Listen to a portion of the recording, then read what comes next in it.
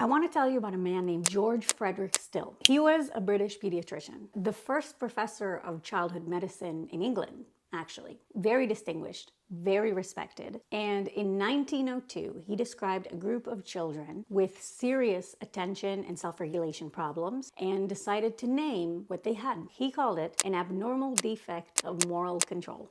Moral control. This man looked at a room full of kids who couldn't focus, couldn't sit still, were impulsive and emotionally reactive, and his scientific conclusion was ethics problem. That was in 1902.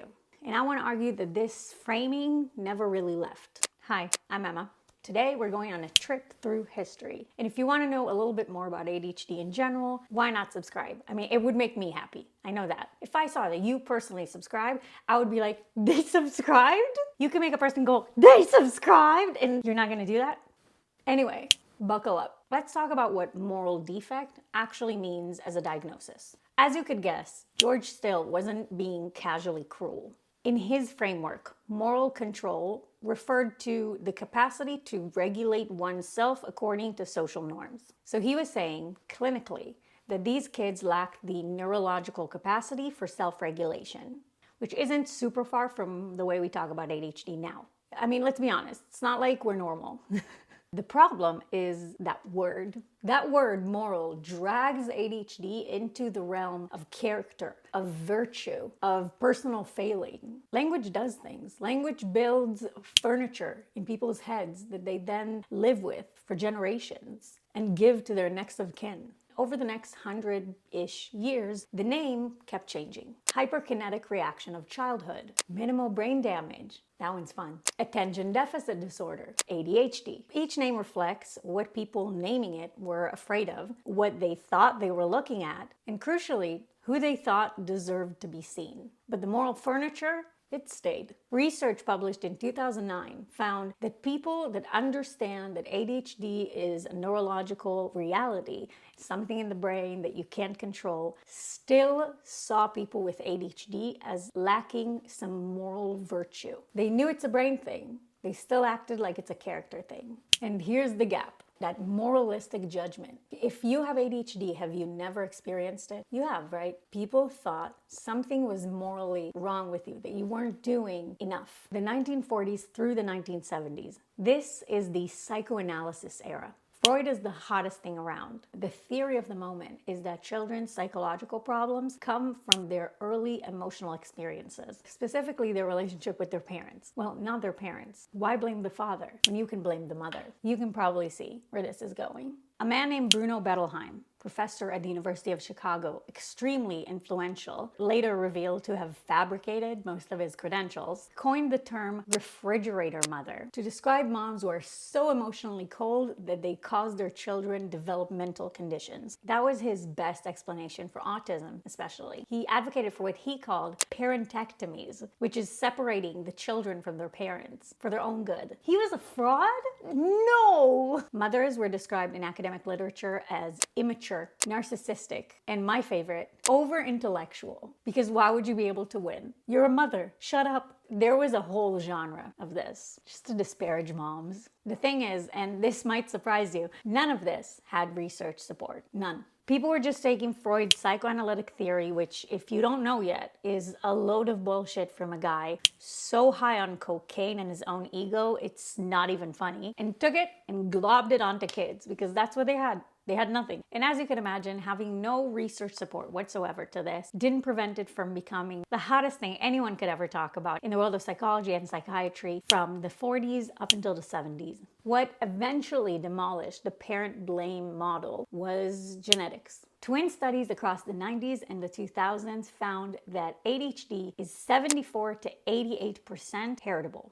Actually one of the most genetically influenced conditions in the world of psychiatry. Parenting style can shape a lot of things. How a kid handles their emotion, how much structure they feel, how safe they feel asking for help. But a parenting style can't reach into the brain and rewire it. The brain that has ADHD is always going to have ADHD. It came that way from the gene factory. But the image of the failing parent, specifically the failing mother, did something that science alone can't undo. It became cultural. It moved into everyday life. It grew legs. It became a knowing look between adults when they see a kid acting out in a restaurant.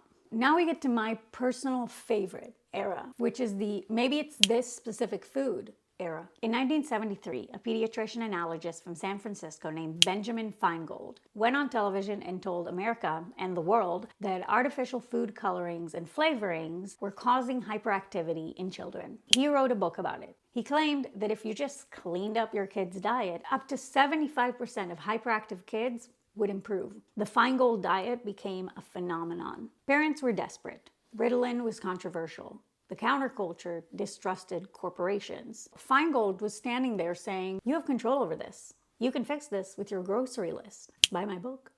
He was offering parents agency in a situation where the actual answer, your kid's brain is wired different and that's not going anywhere, felt unbearable. Later controlled trials found that food additives affect maybe 1 to 5% of kids with ADHD. Might be real, but it's not 75%. He just made that number up.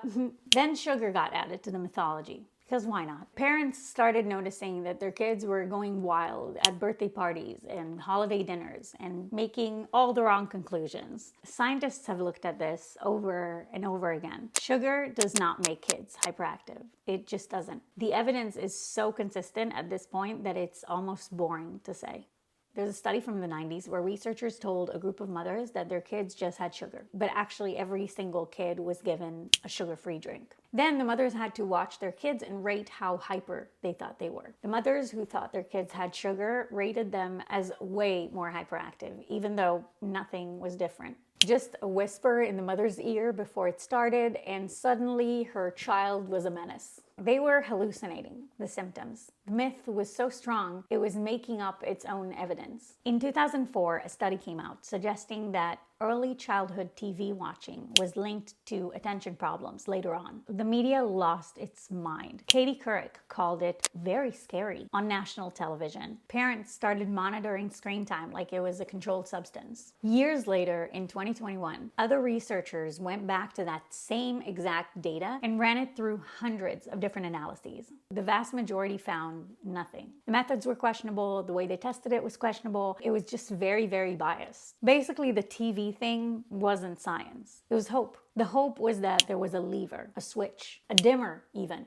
anything, something that you could control. Turn off the TV, save the child. You know, every single one of these theories, bad parenting, sugar, food dyes, television, not enough discipline, follows the same logic. Find the external cause, eliminate the external cause, problem solved. The ADHD brain was never the subject of curiosity. It's the threat. And all the research energy goes toward neutralizing the threat, not understanding what it actually is. The picture of ADHD that medicine built, every study, every clinical observation, every set of diagnostic criteria was drawn almost entirely from young, white, hyperactive boys who got referred to clinics because they were disrupting class. George Still's original 1902 lectures described 15 boys and 5 girls. It started skewed and never really stopped. That is the model. Couldn't sit still, interrupting, physically restless, visible, loud, a problem for the classroom. That was the only version of ADHD,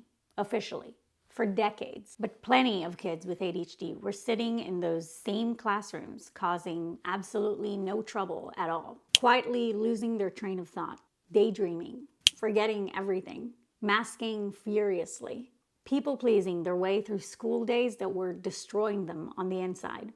Girls, mostly, but not only girls. Anyone who's ADHD didn't make itself someone else's problem. They weren't disrupting anything, or maybe they were disrupting, just not enough. So nobody referred them, and so nobody diagnosed them. That gap isn't biology. That's a measurement problem. You find what you look for, and nobody was looking for quiet. Ellen Littman, one of the researchers who pioneered the study of women and girls with ADHD, said it plainly. Quote, "Girls and women are not bothering anybody, so they don't get diagnosed. The actual criterion for diagnosis, underneath all the clinical language, was inconvenience to others. If you weren't costing anyone anything visible, you didn't exist in the data. Stephen Hinshaw at UC Berkeley did a study where he followed a group of girls with ADHD into adulthood over 25 years. By early adulthood, around 23% of girls with ADHD had made a suicide attempt. Around 6% of the comparison group without ADHD had. ADHD girls faced significantly higher rates of self-harm, eating disorders, substance use, and relationship violence. That's the cost of a century of looking in the other direction. Hyperactivity doesn't disappear. The research is very clear on this. It transforms. The kid who couldn't sit still becomes the adult who can't sit still on the inside. The body might get quieter, but the brain doesn't. There's a kind of chronic internal restlessness that adults with ADHD describe constantly. Racing thoughts, inability to relax, this slow hum of agitation that never really turns off. It looks like anxiety from the outside. It gets diagnosed as anxiety, and the ADHD underneath it goes completely unaddressed. So when the hyperactive child grows up, the energy finds the available exits. And the available exits are usually anxiety, depression, substance use, and coping habits that nobody ever connects to anything. I mean, I don't know if you've noticed, but I haven't stayed in the same position this entire video. My hair has been moving around since minute 1. I've probably adjusted how I'm sitting like 30 times, and I'm not gonna stop. And I was diagnosed with the inattentive style when I was young. This is where hyperactivity goes when it grows up. It gets smaller, more socially acceptable. You stop running around the classroom and start fidgeting on camera instead. Other variations of this include the adult who takes at least 5 smoke breaks during a workday. I mean, a person who physically can't stay contained in a room for more than 45 minutes without needing to leave, do something with their hands, and reset their nervous system tells you something. We call that a smoking habit. Sometimes we call that gross. We never call that hyperactivity in a suit. Or the person who consumed 4 cups of coffee by 11 a.m. and physically can't function without them. I mean, caffeine is a stimulant. A brain constantly seeking stimulants is a very specific brain. But we put it on a mug and act like it's a funny quirk. More seriously, adults with ADHD are significantly more likely than others to develop substance use problems. And here's the shocking thing. You know those ADHD medications, the stimulants that are scary and maybe unhealthy and maybe bad for you and maybe this and maybe that? Well, treatment with stimulant medication actually cuts that risk of substance use almost in half. Why? Because substance use was the brain trying to kind of solve its own problems in any way it could find. When you give it what it actually needs, it stops looking. Adults show up to clinicians with anxiety, depression, burnout, addiction. They get diagnosed with anxiety, depression, burnout, addiction. They get treated for those things.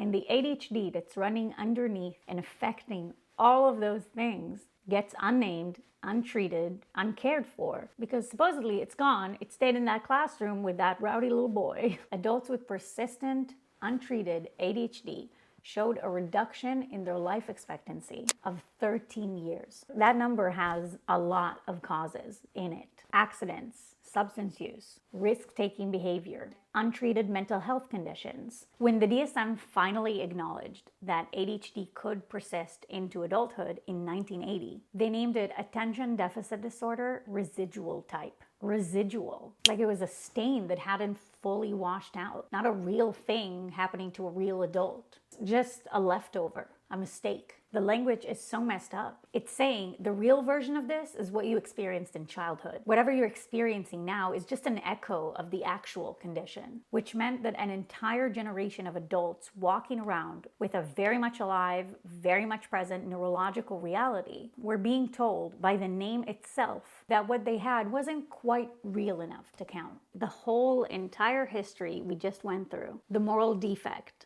the cold mother, the food dyes, the sugar, the television, the idea that you grow out of it. Every single one of those beliefs came from the same starting place. ADHD was always framed as a problem happening to the world. The question was always, what caused this so we can stop it from happening? And that question has an assumption buried inside it. It assumes ADHD is a deviation from correct human functioning. It assumes that the goal is fewer ADHD brains. not a better world for the ones that exist. That's why the diagnostic criteria was built on hyperactive boys. They were the ones causing a problem. Girls weren't bothering anyone, so their inner experience was irrelevant data. Adults had supposedly aged out. Anyone whose ADHD didn't cost anyone anything obvious just didn't make it into the research. The cost was entirely internal. Depression, anxiety, substance use, 13 fewer years of life. None of that made it into the referral pipeline. The entire century of looking for an environmental cause to eliminate was a century of looking in the wrong direction, because the right direction was too uncomfortable. It meant accepting that some brains are wired this way, and the job of science and society is to understand that wiring rather than spend 100 years trying to make it not exist. We're still not great at that, but at least now some of us are asking the right questions. The way something gets named, the way something gets approached, shapes how it gets treated. Moral defect built a century of shame. Childhood condition built generations of missed adults. Hyperactive boy built a world that wasn't looking for you. We get to name it differently. We get to ask the questions they didn't bother asking. We get to be curious about ourselves. Remember, you can make me happy real quick by liking and subscribing.